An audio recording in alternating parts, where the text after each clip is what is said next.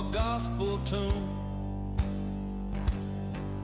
beneath the weight of a blood-red moon. Justice sleeps in southern dust, but bones remember what lies can't hurt.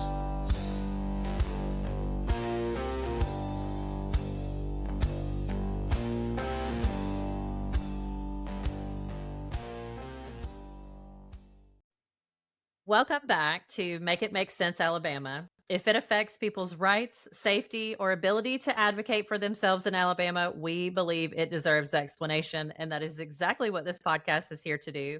I'm Neeli Faulkner. My partner is here with me, Whitney Scapecchi. We're focused on accountability, justice, and vivid understanding across the state. So each of our episodes breaks down complex issues in plain language, using public records, personal interviews like today, and verified information. And today we're joined by Minister Jodie Minor, a native of Carrollton, Alabama, and a retired U.S. Army officer who has served 20 years, including 2 combat tours in Iraq and time as an Army Congressional Fellow for Congressman Robert Adderholt on Capitol Hill. After retiring from the Army, Jodie continued in public service, including serving as Human Capital Director at the White House's National Security Council under both the Biden and Trump administrations. In 2025, he stepped away from the White House to return home and focus on serving Alabama communities, and he's currently a candidate for Alabama State Senate District 21. So welcome, Jodie. We are very excited to have you on the pod today. Thank you. I am extremely honored to be here with you two today. And for Neeli, we've talked before, and I knew that we would connect. I didn't know how soon or how late, but thank you for what you do. I have a passion for justice, and I'm happy to be here and look forward to the question and answer. Yeah. I hope you don't mind my transparency here, Jodie, but just so we're super transparent, I told Whitney that I had actually met you a while back, not in person, but I had spoken to you on the phone because we had a mutual friend that connected us for some web design. You were trying to get a website created for your campaign, and that's how we initially met. I ultimately did not end up doing Jodie's website, but Jodie really became kind of a mentor to me because we really connected on the topic of injustice, and we talked about wrongful convictions. I told him everything that I was trying to do with Murder Creek Media, and he's really just kind of been in the background, just talking to me and being encouraging. And so I don't necessarily have anything to do with his campaign per se, but it has been interesting just to kind of follow along and see how our paths have kind of split and how they've kind of intersecting together. Yeah. So I really like Jodie, just for a super transparency. So I really like Jodie. Yeah. So I'm an empath, and what I'm able to do sometimes is I connect with people even without talking to them. And so when I talked to Neeli, when I had an understanding of what her work and her passion was, what she does is a ministry for people. When people feel like there's no hope and they realize that somebody's trying to fight for them, there's something just about that in general that's offering hope where there is no hope.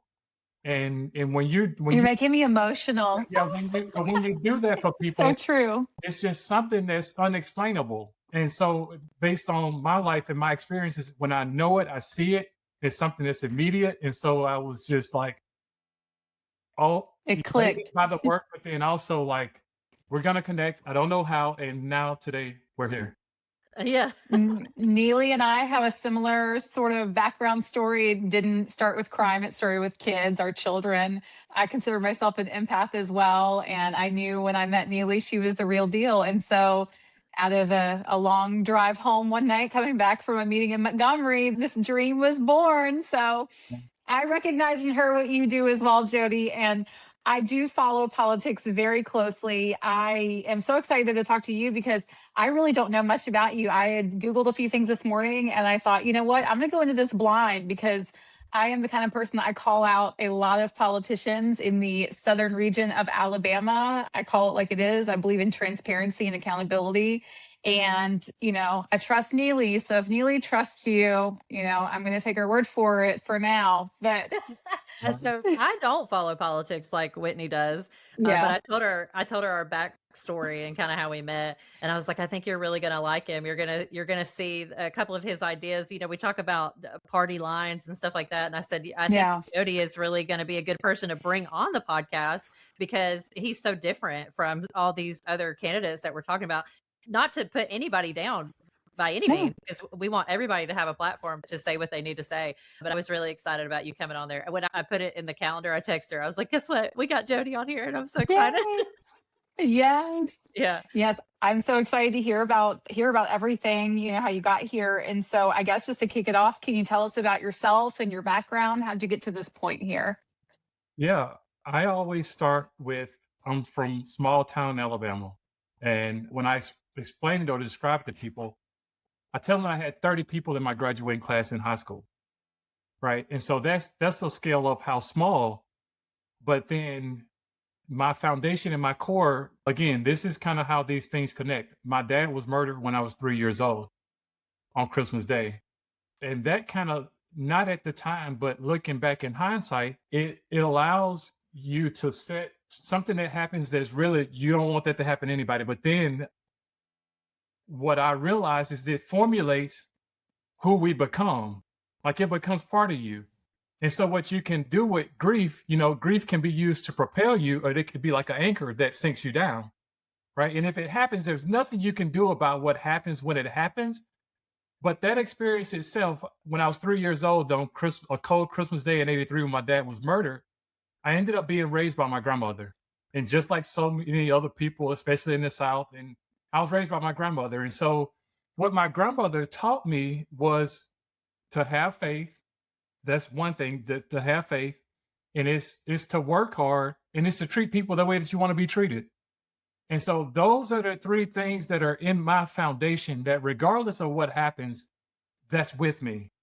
And it's from watching my mom work a minimum wage job, and when the wages increased at the clothing factory, they changed the companies and they brought the wages back down to minimum wage again, right? And so that makes no sense to me. But also impacted by NAFTA when Clinton signed the NAFTA bill, North Atlantic Free Trade Agreement, and that was in 1999, 2000. All those factory jobs start going overseas, and we're living through the impact of that now. Anything that you purchase, you can probably look on the label and it says made in China, right? And so, but that's in my foundation and where I'm from, small town Alabama. And so then when I'm 15, my brother's 17, my brother was like my dad, but he, passed away in a car wreck after a football game. God. Right. And so that's at 3 years old and that's at 15 years old. These two things that happen in life that, some people are like, one thing's enough, but then two things enough. But then my best friend has a car wreck and we're both 19 years old. I'm a sophomore between my freshman year and my sophomore year in college, passes away in a car wreck. And then our friend Jennifer knows Derek Childs. This 2016 that he just had the flu and died. Right. And so those are all things. But what happened though is when I look back on those things, what I realized is that every time there's a huge loss, there's a gain.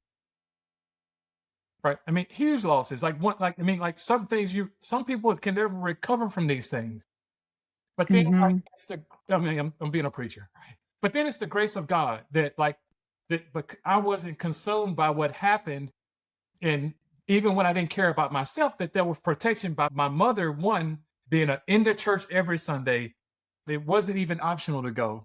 But then there's a core foundation of faith. So then what happened when I was in the 10th grade is I said, I got to have a plan. And this is at Carrollton High School. And so then I said, it's going to be basketball, right? And so I became an all-state basketball player, earned a scholarship to play basketball at the University of West Alabama, then transferred from West Alabama to Athens State University. Basketball didn't work out, but I graduated on time. And I was just bouncing around with different jobs. And I said, ended up at Title Max. And my best friend, Jennifer, our friend Jennifer knows, he was a manager at Title Max. So I'm going to work at Title Max. But then I'm working. I'm like, why don't you take your title and go to a credit union? Like I see it even just caring about, why don't you take your title? Now, this is bottom line for the store that I was the store manager of. Why don't you take your title to the credit union to get a loan from a credit union? You don't have to pay this 25% interest, and you're right back at what you borrowed at the beginning. And I just said, I can't continue to do this. And so then I said, well, you know what? My mom was in the Army. My aunt was retired Air Force. I said, let me try this thing out. And so I went to a recruiter after talking to my mom and my aunt. He's like, you can do this James Bond thing. And I'm just like, be an intelligence analyst. And so I said, well, you know what? Is that what James Bond was? No, but He it's was an like intelligence. Oh, okay. it's like spy stuff, right? It's like this spy stuff that you do all this cool stuff. And so I It decided, didn't have to be combat. You could put your mind to something.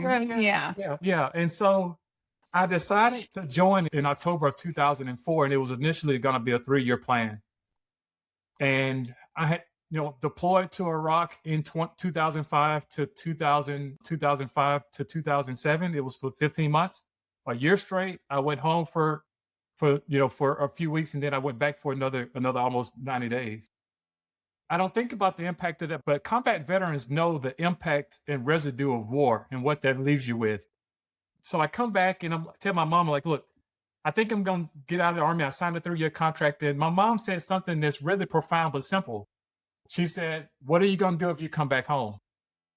Right. And I knew she was telling me, like, don't come back home. So as an intelligence analyst, one of the things that we do that really helps out now is we have to brief commanders on, like, a news reporter. Right. We research, we study, and then we come out and we give our assessment on what's going to happen. And not only do we give our assessment, but this is to prepare our friendly forces to go into the battlefield. And in our place, it was as a military police unit, and all of our policemen were going out to Iraqi police stations to verify body counts because it was sectarian violence. And that's what they were doing. And those images that are coming back are things that they're sending back to my desk. And so anyway, so that was Iraq war. That was, 15 months, and it was seeing things that I wouldn't want anybody else to see. I come back and my commander said, well, have you ever thought about being an officer? Because I had a bachelor's degree. Said, have you ever thought about being an officer? I said, sir, I'm about to get married.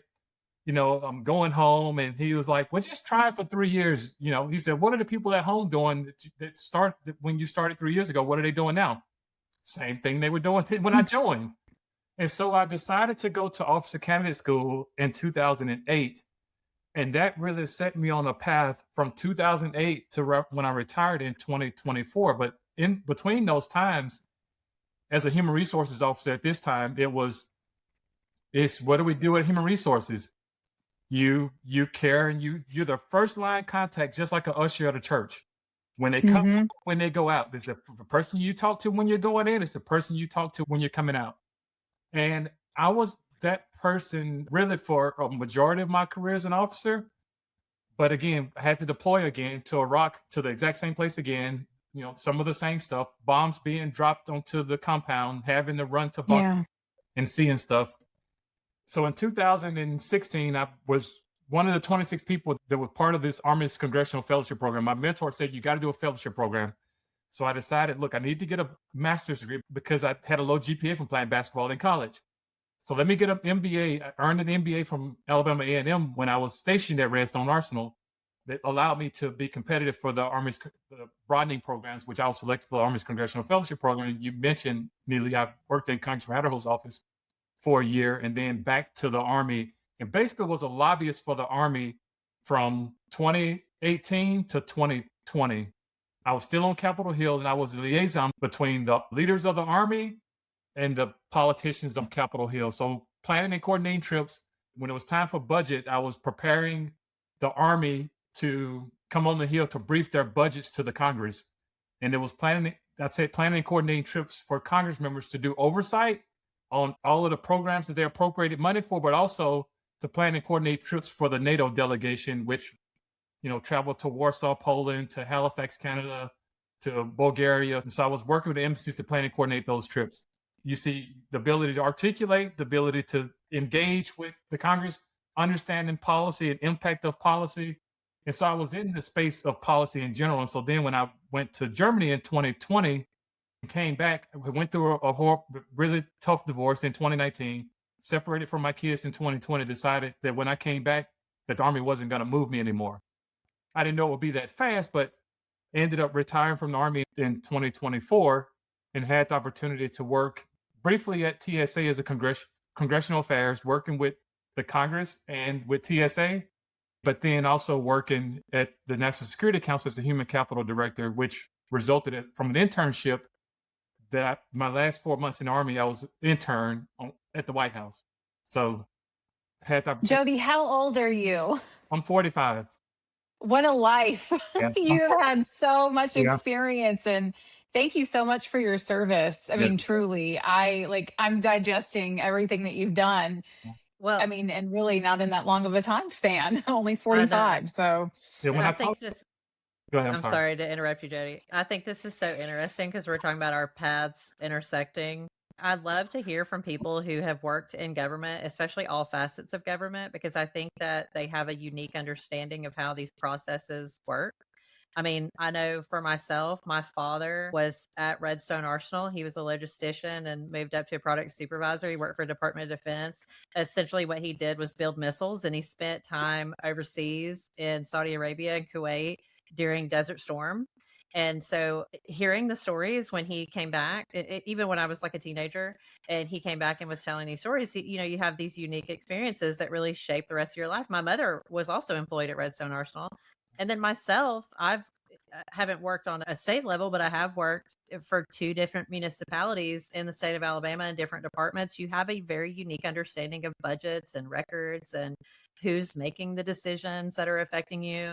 And so I love to hear from people who have experience in these areas, because to me, those are the people that are, I guess if you talk in terms of qualifications, and Whitney knows I'm a big proponent of just being an autodidact, okay, not necessarily having to have the qualifications that everybody talks about, but in this case, you have a unique perspective that helps to kind of yeah. shape how you view things. Also, not just from a fact-based level, but from an emotional level, because you've experienced these things Yes. as you're younger, and they give you empathy. They help you to be able to connect with people on a personal level, but also have the knowledge and experience to do something for them at a legislative level. So I'm just And so that's impressed. something that's no, and you just like even the emotional part, like I made mental note of what you said, how in all these different roles that you were in, it was a job that you didn't want anyone else to have to do. It's like I find myself in situations sometimes where I feel like, this is really hard. This is really heavy.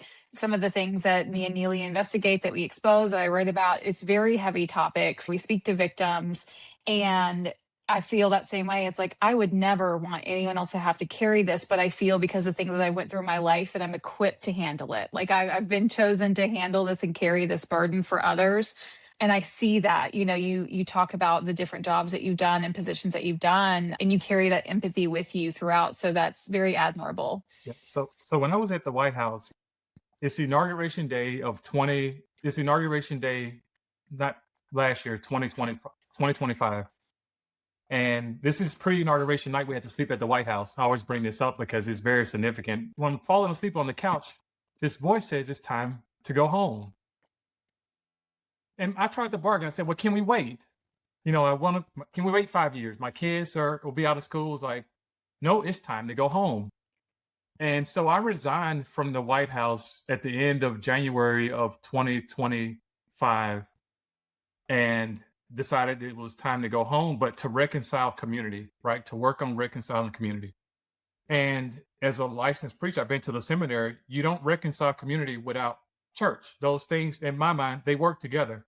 And so going home, what I realized is that the folks that I'm talking to, elected officials, are all telling me it's time. We need new leadership. We need new leadership. It's time. And I'm like, I don't want to have anything to do with it.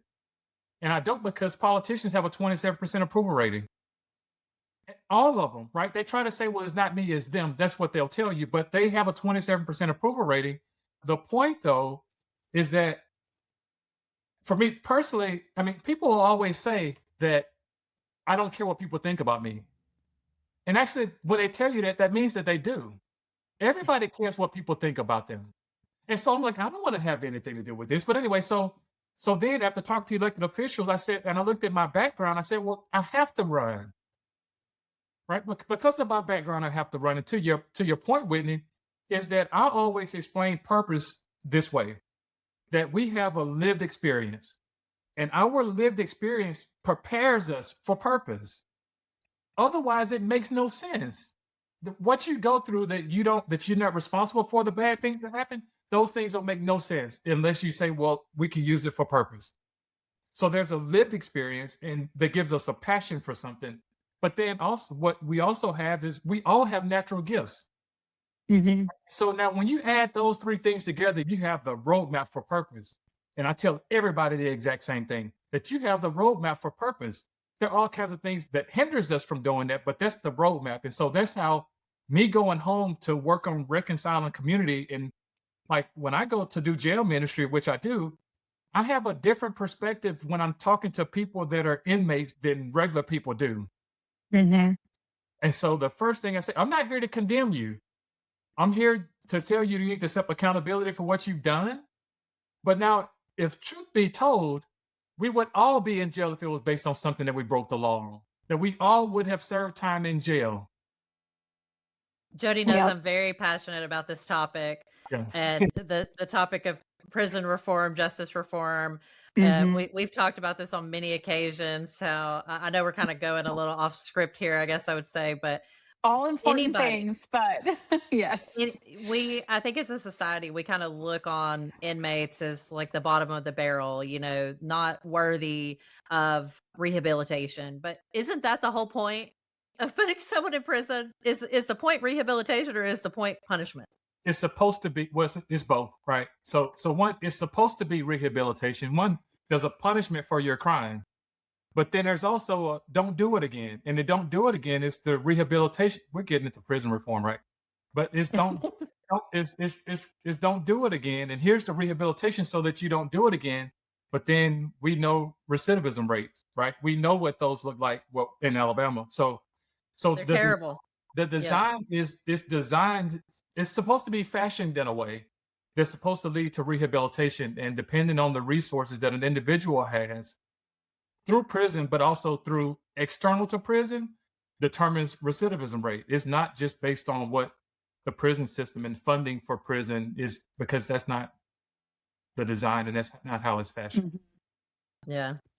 I do want to pivot because I don't even know what you are running as. I don't know what ballot you're going to appear on. I feel like I relate much to you, and I feel like you lean a little bit, kind of you stay in the middle on some topics, which I feel like me and Neeli talk about this a lot. Like I find myself, I am, a Republican. I have conservative values, but I find myself getting very frustrated with both parties lately. And so I recognize that you worked under both Republican and Democratic administrations. So when you strip the politics completely away, what did that teach you about how government actually works versus how it's talked about? So there's an audio and there's a video, right? The audio says one thing and the video may or may not say what the audio articulates. For me personally, I go back, it's Black History Month. The Dr. King says to be true to what you say on paper. Yeah, this is just authenticity, right? So like we have this conversation and it probably broke from what y'all want to do because I want to connect with people first. And I don't want to just come in. It's like what I learned in Germany. Like, don't come in and sit down and just sign this paper. We're going to have something rich and we're going to do something first before we come in and handle this transaction. So the transaction is the podcast. And so, there's an audio, there's a video. And more often than not, because I can look at a policy, and when I look at a policy, I can tell you the effect of it. Like now, I understand this is what you say. You can say like school of choice, but that's not exactly what's happening. And I follow school choice closely. Yeah. I'm not being, I guess I am being critical, right, of the people that advocate for it, but that's not the effect. And so my point though, can we take that? I mean, can we take school of choice as an example? Yeah. So now what we say with school of choice is not actually the parents choosing. It's the schools that are choosing. Because the schools don't have to follow the same rules and regulations that public schools follow. They have different standards for reporting. If a kid's bad, they can just kick a kid out of school. But public schools have an obligation. They have an obligation that they have to teach. And private schools don't. And I mean, so one, you have certain health and safety requirements that are all universal. But anything beyond that is kind of like whatever the school wants to do. And so it's not the parents feel like they're choosing, but actually it's the schools that are choosing. And what we're doing is we're defunding public schools. That's exactly what we're doing. We're defunding public schools. And that language is important because it's a language that everybody understands. Right. But that's what we're doing. So that's I what think people don't realize what that looks like in practice, though. Yeah. Like, what I know there was a topic like years ago of defund the police, and so many people were in support of it. But what does that look like in practice? Yeah. What So does Yeah. defunding a school look like in practice? And there's that disconnect, I think, with families in general, where they say, "Oh yeah, defund the schools," but they don't really care, I guess, until it affects them. yeah. Is my experience. Well, and I think too, until the Choose Act, which allows families to opt into that school choice sector with state funded, money, my issue has always been, when I started speaking out against the schools, Neely, I'm sure that you experience this too. The first thing that everybody wants to say, well, put your kids in private school if you don't like it. Well, I'm a taxpayer and I am a mother who, I worry about all children. Of course, my children are top priority, but just because there's problems that exist in public school, I think it's worth us as a society and as a community to rectify these issues, because again, we are all paying into this. Even if I pull my kids out, there are still so many children left behind in the public school system. It needs to be corrected. But like what Jodie said, and we keep seeing, they want to change things with the legislation around the school choice, right? And there's going to be more government overreach into it, and then it's just the governments and everything, and the parents that wanted to pull their kids out because they didn't want this overreach into their children's education. It's still going to happen. So I think that we need to fix public education first, truly. Oh, there's something significant in even the language. I talked to my friends about this, right? When we say we're going to fix public schools, how do we arrive at that language, right? And so my point, though, is that the first thing we do is we label. Once we label, we can criminalize. Once we criminalize, we can attack. And once we attack, we can kill it. Right. And so I even go from let's go back beyond and let's have a conversation about because one, I'm an advocate for public and private schools. You need diversity of thought. Like, again, I've been in the military. You won't have a military without public school graduates joining the military. Everybody in public schools can't just go to private schools. So this is my point, though. And so now it's very, very disrespectful to public school teachers who are working extremely hard, who are going out, spending their own money, who will get a 2% raise when the Congress in Alabama decides they want to have a 7% raise. And they're at 3-4 times as many days in the classroom as the the senators are sitting up there for how long? Yeah, exactly. Yeah. And so then you give themselves a 7% raise and give teachers a 2% raise. And by the way, that 2% raise is going to be used to pay for your insurance because your insurance is increasing. Right. So I'll even go back to what are we actually fixing? And if you talk to any school teacher, they'll tell you that we need more funding and not less.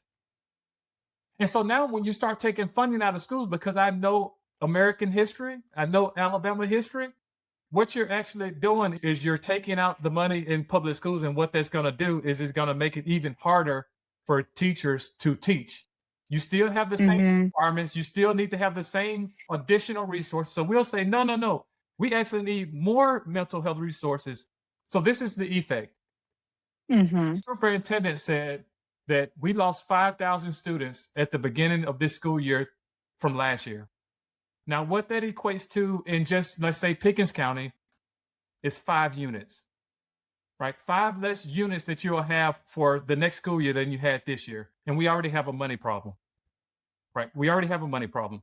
And so what the state superintendent said, and most people can't say this, right? This is why I'm independent.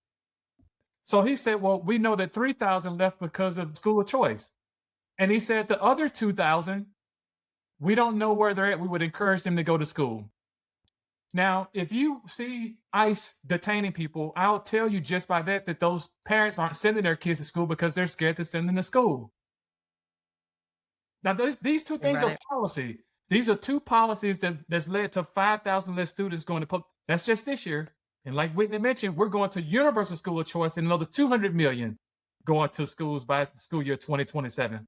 So then by 2030, we're going to say, look, it's a failure. And I'm going to say, But both sides are going to be failed, right? yeah, Like yeah, it's yeah. yeah. And I'm going to say, that's the policy. Yep.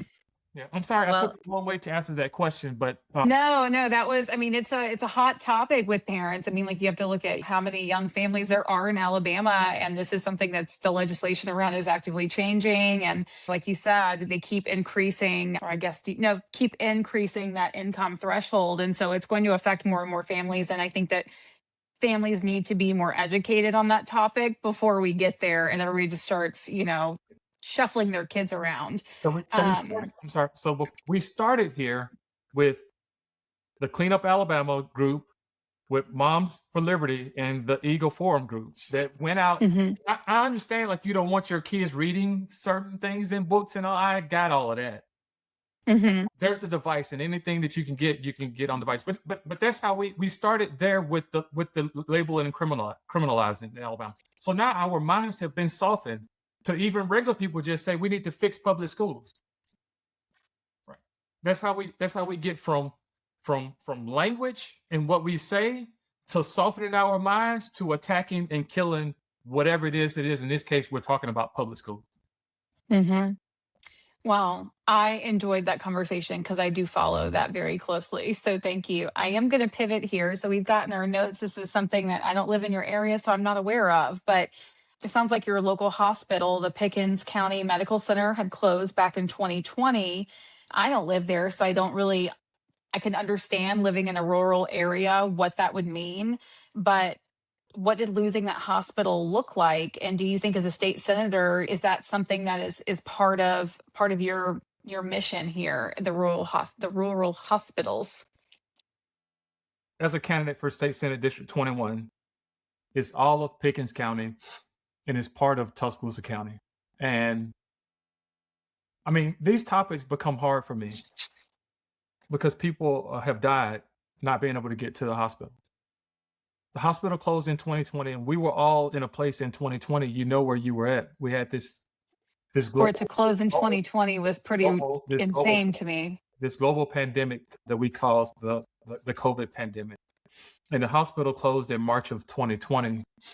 And since that time, people have died at our mayor's office in Carrollton not being able to get to the hospital. Where is, when that closed, just so people can understand, where was your next closest hospital? The next closest hospital was Druid City Hospital in Tuscaloosa, which is an hour away. And it was the hospital in Columbus. I can't think of the name of the hospital at the moment, but that's still another 45 minutes to an hour away. So not just distance, but at the height of COVID, I can imagine being in Tuscaloosa, these hospitals are already at max capacity. They're at max capacity. Wow. And we still have the language at that time too, right? Like that they weren't, right? You still have the, let's just get back to normal. And you talk to any nurse, it's disrespectful to nurses, just like it's disrespectful to teachers. It's just disrespectful that you would relegate or negate the experience that they're going through. And until you actually, I mean, I know people that laughed about it and they died. People that made fun of the pandemic and they died, said, well, it was something else. Well, if it's a contributing factor, if you only had the one chronic issue without COVID, you could be alive. So it's an hour away either side. This is like to the core of how I got here. I was stationed in Germany, and my English teacher said, she called me and she said, Jodie, I was praying about the hospital. And when I said amen and I ended my prayer, you're the first person I thought about and called. And I'm like, I mean, and at that time, you have to understand in my mind, throughout most of my military career, I was on a track to be, I was worked with generals, was a congressional legislative fellow, and those things prepare you for service at this most senior levels of the Army, beyond colonel. Right. Those things, those programs that were I was on track to be designed to go through was to be competitive to be a general in the Army. And when I retired, I was a promotable promotable major when I retired. So I didn't just retire because the Army said go. But so at this point, I'm in Germany and I'm just like, cool that you thought of me. But the more and more I thought about it, again, it's a consciousness It's been an empath, knowing that people don't have hospital services, knowing that people have died in my hometown of Carrollton is something that still today that sticks with me. Mhm. Well, I So, think too, what a lot of people, I don't mean to interrupt you, Jody. right. What a lot of people don't realize is your hospitals in your community affect much more than just the care that you receive at the hospital. I'm going to give you an example. Depending on the rating of your hospital, whether you're a trauma 1 center, trauma 2, trauma 3, Mhm. that affects Medicare reimbursements. That affects the funding that you get at your local levels or that your city councils or your county commissions fund to your services for first responders, Yeah. for firemen, for EMTs, for police. It all revolves around these larger medical districts, I guess is how you would put it. So you've So, probably, and I don't know this because I haven't looked into it, but I'd be interested to see what your funding looks like for those services in your area since 2020, because I can guarantee you it dropped. well, And I mean, people are paying more for their care because they're being transported to the closest hospital. If that hospital is not available and they have to go an hour away to a different hospital, they're paying mileage for that on their Medicare reimbursements. yeah, this goes to the heart of 2 points. Ever since even with Governor Bentley at the time, he decided not to take ACA reimbursements. Right, this is a decision that the state made, not to take the Medicaid, Obamacare subsidies. And from Governor Bentley to Governor Ivey decided not to. And so there's less money for reimbursements for any hospital from patients, right? That own that market. There's less money that's coming in immediately as compared to other states that decided to say yes to ACA subsidies. The other part to this is that rural counties, the lifeline of rural counties are schools, hospitals, and jails. Those are the three things that are the revenue streams for rural counties. Now we get into the place of economic development. If you don't have a hospital and you want to like bring in a business and move your family, are you going to move them to like Pickens County or to like Tuscaloosa County? Right. So, Mhm. so I say that it's all interconnected. When you tinker with one, it impacts another one. And so when you tell me which one, I'll tell you this is the one that's going to have an effect on. It's going to Mhm. It's going to affect these groups, and this is going to be the effect. Mhm. Absolutely. So, to summarize this battle with these rural hospitals, we have more than 50 of those hospitals in Alabama that are at risk right now. Is that something that you feel like the state has failed to prioritize, or is the system itself just broken? So this goes back to redistribute priorities for the state. Hmm. I was at a meeting last week on the money that's in the bill that's called the Big Beautiful Bill, the 50 billion for rural hospitals. Even with just that, though, this is a policy of isolation and division, just like choice is. What's considered to be rural hospitals and who gets money and who doesn't? Okay, well, the states are making a decision on who gets it and who doesn't. So for Alabama, that's $203 million for this year out of that 50 billion. So the 203 million, we sat down last week to have a conversation about looking at the language and what grants can we apply for as a county. Both Representative Bolton and the incumbent that I'm running against, Senator Allen, were both there. The community leaders there, mayors are there. And so when I started reading these numbers, to your point, Whitney, it reads like a coroner's report on just the numbers. And so I'm just gonna read some of these numbers to you that's in the document. Eighth highest among states for poverty level. Its infant mortality rate, that's the third highest in the United States. Life expectancy, that is the third lowest in the United States. Chronic conditions, cancer, Alabama, the 10th highest rate in the nation. Diabetes Hmm. mortality rate, 50% higher in rural areas, 50% higher than urban areas in rural areas.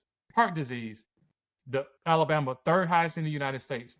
High blood pressure, the seventh highest in the United States. Obesity, the fifth highest in the United States. So when I read this, I said, this reads like a coroner's report.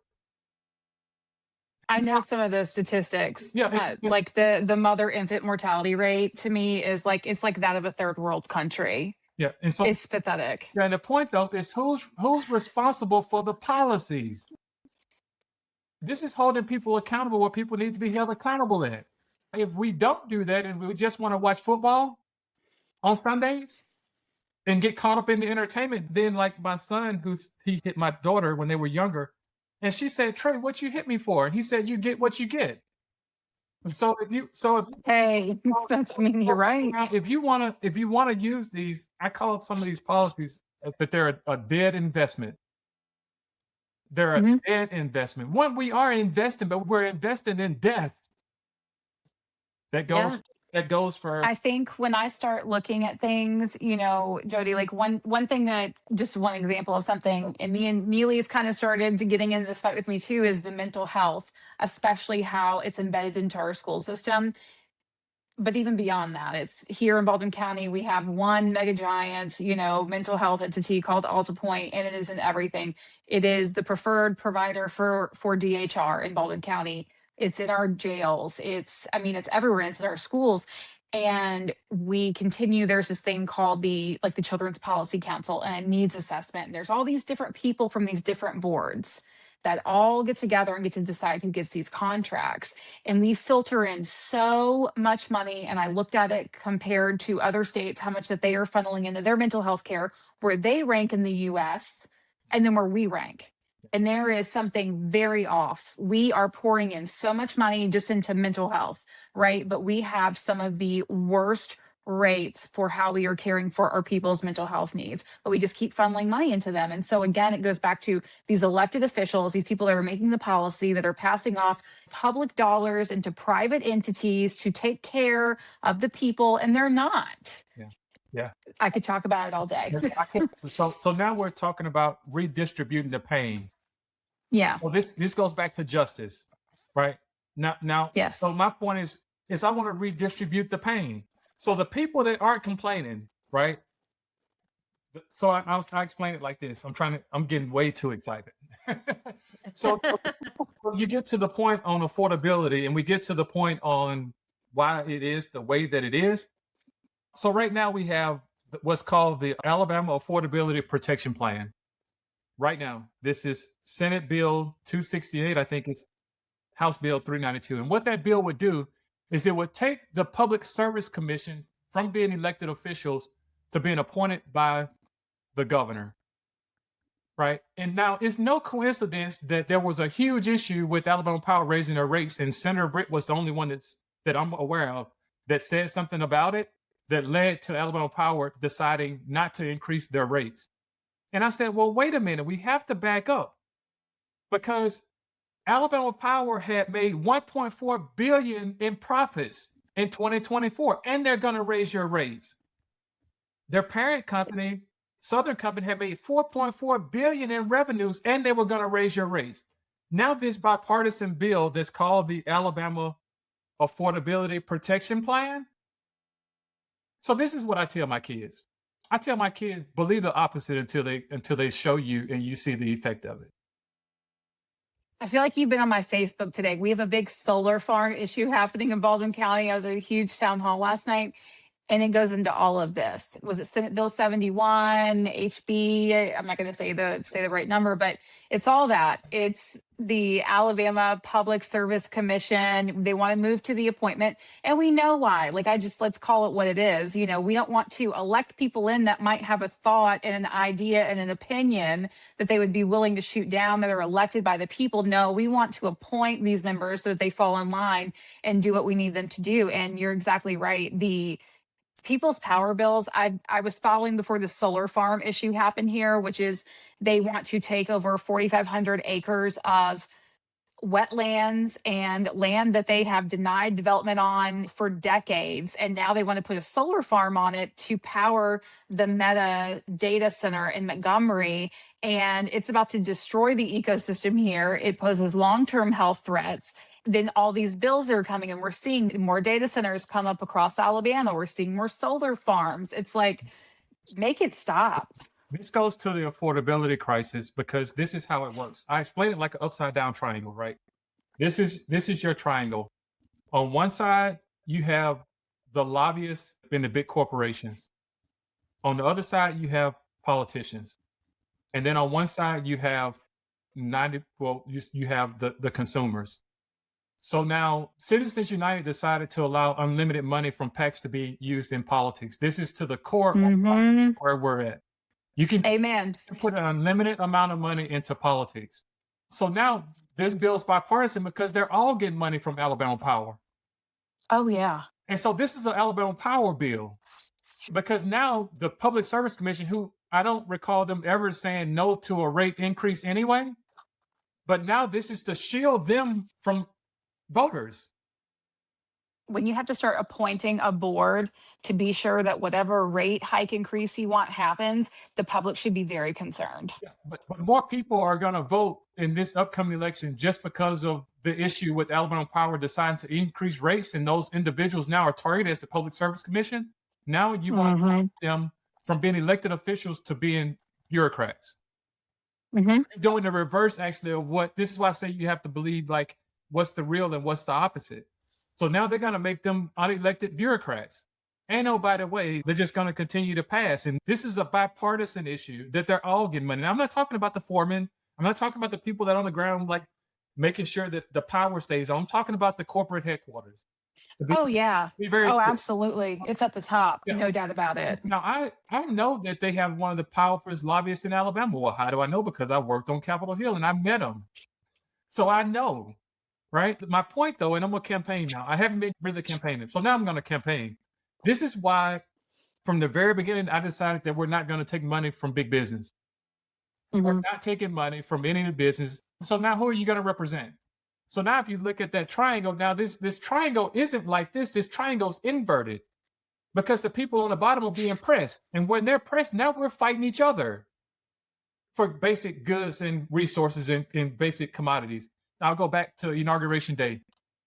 Who was at inauguration? They're standing right beside each other, right? This is all big tech, big business. They're all standing beside each other, and they all want some of the same things. And part of it is to be able to use these big data centers and use power, to use regulations to allow AI to be used to corrupt and further divide our society. They want the policies for energy. They want the policy for AI. They want the policies for data cloud. I know that.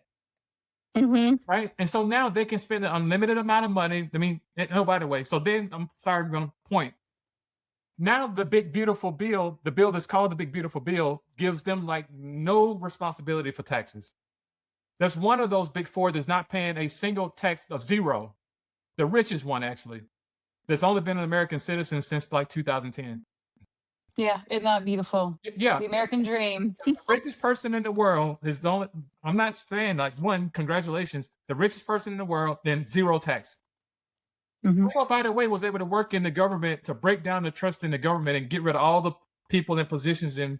Anyway, I understand what the point is. And so then when we have elections, what happens is those oligarchs and billionaires end up giving an unlimited amount of money into politics. And that's why you look at the numbers for the governor's race, at the amount of money. I said, that's an insult. I can't. It makes me angry. I look at it a lot.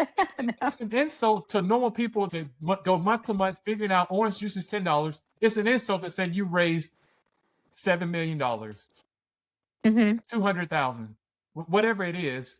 In Texas at Fort Worth, you all probably know this, that the Republican candidate had $2 million in a state Senate race and lost to the Democratic candidate who had 200,000. 200,000. And so now you have the place in where we're at is that now all the lobbyists have to do and the political action committees have to do is just throw $200,000 of whatever amount of money it takes to win into a race. And that's But I will say what I'm seeing though, Jodie, like we saw it, especially here at the local level in the fall. I do think that people are waking up. And that was like really a purpose and passion behind what we're doing here is to make sure that right ahead of these elections, at least in Alabama, I wish I could fix the entire country, but we're not there yet, but is to educate people. And it boggles my mind that we are able to enlighten people who have been in this arena for so long. I mean, people message me. I had some this morning. I was talking about the solar farm thing, and I'm like, hey guys, like, here is actually a solution. Here is a step-by-step process that you can do to stop this. And so it blows my mind. But I think that people are waking up. And I meet with candidates regularly around here, not really for endorsement. Somebody asked me, well, how much can I pay you to help me with my campaign? I'm not accepting money. I probably should. I don't have a job right now, but I'm not accepting money. I just want people to understand, especially the grassroots. Don't be discouraged when, someone running for the mayor, and this is like a real life example, has, $600,000 sitting in their campaign finance bucket right now for a mayor, and you've only gathered up 30,000, because here's the difference. That person is untouchable. That person is talking to their large donors. They are talking to the people that want them to write the policies that they want them to have. You get out and talk to the people. Get out and talk to the people. Get on social media. Like, that's one thing too that I've noticed. Alabama is really, like, some of these consultants and these consulting firms really should get with the times, because they're not ahead of the curve with social media and elevating their candidates like they should be in that sector. But I'm like, just get in front of the people. I saw it here locally. Big bucks didn't win every election, but getting out and being real and being raw and vulnerable to your constituents, like, that's what won some of these elections. They can keep throwing money, but I think people are starting to wake up. And I think the more money you have, especially if they come from PACs and some of these private donors, I think it's looking a little bit worse for the candidate than it used to. I would say absolutely. And I would say just tell the truth. Amen. It's not hard. One is money, but then it's just tell the truth first. And then we can start talking about and addressing the money. But that's the issue really, really is money. And again, to your point, and people are waking up. That's why you have this bill to make the Alabama Public Service Commission a appointed body and not an elected body. Absolutely. Well, we might need a part two, because we do have to head to the ranch here shortly. But I know that Neeli is excited to dive into the crime and the things that you guys connect on. I had a great time talking about policy and politics, and this is still part of your politics. But Neeli, go ahead and dive into those. Well, we kind of did dive into it, but something I want to ask you about, Jodie. Let's go back to Alabama Power. I actually was going to talk to Whitney about this on our way to Grand Bay after we leave here. The Alabama Power and the PAC issue is huge right now, because so many people, we're not talking just little bits of dollars that are affecting Alabama families. We're talking hundreds of dollars every month, people going without power.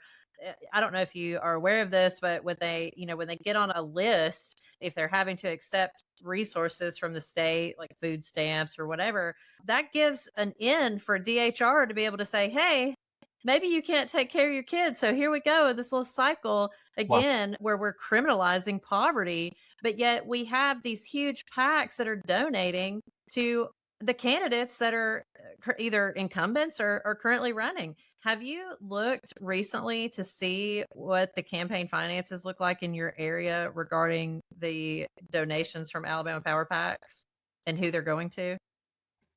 Yeah. So when I saw the bill, Senate Bill 268, or whatever the bill is, the first thing I did was looked at who are the primary sponsors.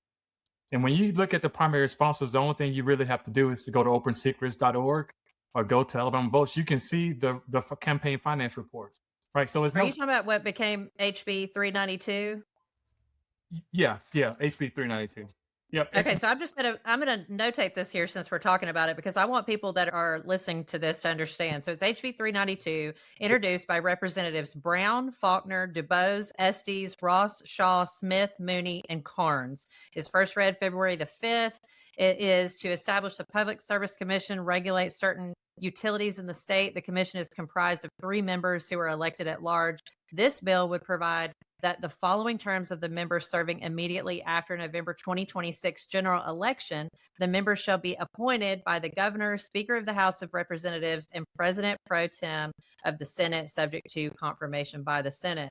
This is crazy. I don't think, I mean, I know we're talking about it, but I don't think people really realize that this is going to affect you in a very livable way. That everybody in the state of Alabama is going to see this, because even if they're not Alabama Power customers, it will eventually leak over into other utilities. It already has. So we, in Baldwin County, we are not a direct recipient of, or I guess we're not serviced directly under Alabama Power, but people here are already starting to see it. And so that's one thing with this whole solar thing, just to tie in what you're saying, Neely, and make it make sense for people, is that when they agreed to open this data center in Montgomery, it was underneath this contractual agreement that these renewable energy credits had to be fulfilled somewhere, right? But we go ahead and get into this agreement with Meta. We open up that facility. Well, here's the thing, is that they're not going to wait until these solar farms and all these different renewable energy facilities are created. My theory, and I posted and published something about this, was that this is why over the last year, Alabama Power, so I've been following that on social media, the people double, triple, quadrupling their power bills. I believe that it is because of that extra load that's coming off for that data center that is already turned on. Yeah. And so they're like now scrambling because they do have obligations to have these solar farms again, so we can get that renewable energy credit. But here's the thing too, is those solar farms are not, it checks a box. It says, yes, we are supplementing back into the power grid these renewable energy credits, but it's just not going to offset. It is literally just checking a box. And by appointing those members, it's really interesting when you start looking at the timing, and also too some things that happened at the federal level, the waters of the United States, some changes that they just made over protections over wetlands and just protected areas. It literally, with this stuff going on down here in Baldwin County right now, it was like the WOTUS.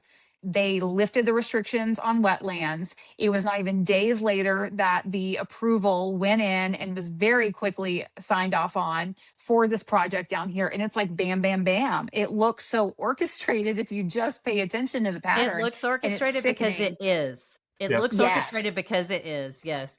So I'm sorry to I know we're like all super passionate about this, Jody, and I would definitely I would definitely like to get you back on, because what I want to do is really break down. I talked to another representative this morning. I want to break down how people could see who is donating to what. And we don't have time to do that on today's episode, but I definitely want to walk in. We could teach a class, that's for sure. Yes, I definitely want to. And Jody, I would really love your input on that, from being at the levels that you were at, and especially in the lobbying sector, to kind of see how that is affecting people. It's more than just, oh, well, here's all these things they're doing in Washington, or here's these things they're doing in Montgomery. Here's how it actually affects people that live here. Me, you, Jody, my neighbor, people you go to school with, people you work with, people that you're seeing on social media. Everybody is affected by this. And I want people to fully understand how they can find this information and start talking about it, because I am so heated about this right now, because it's just like, man. So part of my purpose is civic education in general, right? My whole, I didn't come home to like be a elected official. I came home to reconcile community, but then part of the arm of that is civic education. So that's why when people say, well, I haven't even really talked about the campaign, because I guess I kind of have, but my passion goes well beyond what would happen on because a candidate is just going to tell you why you should vote for. You should vote for me because I'm better than the other person, and the other person's horrible. Right? I think just from all the things that you could stand to teach the people directly affected in your area, and of course too, you know what I mean? Like if you're elected, you're a voice for all of Alabama, truly. I think right here, this is your campaign video right here, Jody. I'm sold. I think that you are very much in tune with what we're in tune with here. And I think that really the foundation for Alabama is just education for the voter right now. If we could just educate the voter honestly on the 100%. things that are happening underneath their noses, how these things work, and how this board and this appointed official, how it all works together. I see it every day in what I expose locally. It really opens people's eyes. They're dumbfounded. And yeah, and there's one thing about me, and that if you talk to anybody that knows me, I just love people. I just love people. Now, it's one thing for somebody to say that they love you, but then love becomes an action, but love becomes a passion. I just love people. And so people that know me, they'll say, he just loves people. And what they'll also say, we've seen him at his lowest, and we've seen him at his highest. We've seen him fall down and we've seen him get up. We've seen him work at the White House and decide to come back to rural America where poverty is poverty. You don't have a hospital. So now there's nothing that you can do with a dollar amount that can persuade somebody when you have that in your resume. So that's what people, if you talk to, they'll just say, man, he just loves people. And he just want to do what's right. If that's exuded in a way that's permeated throughout society, then we'll have more people standing up for just regular people. Absolutely. That's our question that we've been asking every candidate. And I feel like you probably just answered it, but I'm going to ask you anyway. What is the one thing that you want voters to remember about you, Jodie? Yeah, I mean, that is it. That's it, I though. figured. I just love people. And I just know that what people understand now through what I just explained to you previously is that I just love people, and people, they've seen me fall and be at rock bottom and get back up. Now, what that does for people that are going through what they're going through, they can see themselves in getting up. Mm-hmm. They can see themselves in it. That's just something that you can have. You can have a yard sign all on every road on 82 and in Tuscaloosa, and it won't change that. That the money that you would use to just buy signs, you cannot. It's a God act, and there's nothing Mm-hmm. you can do about it. So I would just say that's it. That I just love people, and I just love whatever life is, and life more abundant in everybody's individual life. That's what I'm trying to get to. Whether it's a person in jail for an addiction that's called sex, or whether they're in jail for drug abuse, or whether their mental health issues led them to being in jail and incarcerated. Like in whatever place that people are in, whether they're grieving and losing because they lost a son or a daughter or a mother or whatever it is, that's where I'm at. It's just like being at the door. I'm just at the door. And just like we're at a transition point in society's Mm-hmm. transition. So it's like birth pains. So society's in transition. So then if it's in transition, if y'all the mothers, you know what happens after birth pains. That the baby's born. So then that means that we don't go to destruction and there's nothing left. That means that we're going into a new society, and how we get into it. And my point is this transaction by transaction, letting every individual know that you don't have to do that in order to win. That it's much better for you to just lose than to win if you're going to lose and lose your moral and ethical values. That you're better off just taking a loss. You're better off losing the football game and playing hard than you are cheating and winning. I'll explain it in Alabama. Amen. And so, but now this is all part of where I'm at, and why when I look at money and campaign and raising money, I just laugh. That's right. I Well, love it. unfortunately, we're going to have to stop here because Whitney and I do have to go, hopefully not get bowled over by some steer. Or step in some cow poo. I'm really excited about it. But Jodie, we definitely want to have you back on if you're willing. I want to have you back on to get to some of these other things that we didn't get a chance to talk about today. Is there anything we won't else? hijack it next time, we promise. Right. Both sides though, because like when we start talking policy, this stuff can get very boring, and people where I'm from just say, "Jodie, we trust you." What do you say? Like, But Yeah. they can't. They can't just trust us. but You got to learn. but my point though is that like from where I'm at, they're just saying, "Okay, Jodie, we're with you, and we Yeah. trust you." But to your point though, is we have to educate in a way that's plain, for people to understand, like a microwave grits, right? Like make it very simple so that people can Microwave grits. and allow each individual to make their own decision based on what's true. not based on That's right. the bill called the Alabama Affordability Protection Plan, when it's actually taking away the ability for you to hold elect. To afford life. Yeah. So Make it make sense, Alabama. Make it make sense. It doesn't. That's where we came from here. Yeah. thank you all for your. Well, Thank you all. yeah. Thank you for coming on here. We'll link some information about the topics that we talked about here today, as well as ways that people can reach out, learn about you, and support you in our show notes. So make sure and check that out. And we'll see you next time. Bye, Jodie. It was nice to meet you. Yeah. Make It Make Sense, Alabama is brought to you by Murder Creek Media. If you've never heard of us and want to check out some of our other projects, including our investigative true crime series, visit murdercreekmedia.com to learn more. Thanks for listening, and we'll see y'all soon.